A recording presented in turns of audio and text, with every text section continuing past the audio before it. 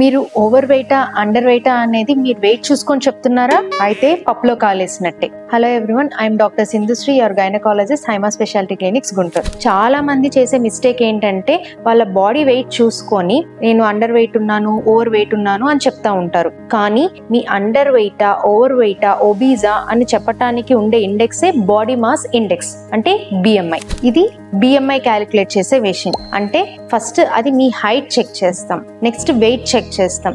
దీన్ని బట్టి అది మీ బిఎంఐ అనేది క్యాలిక్యులేట్ చేస్తుంది.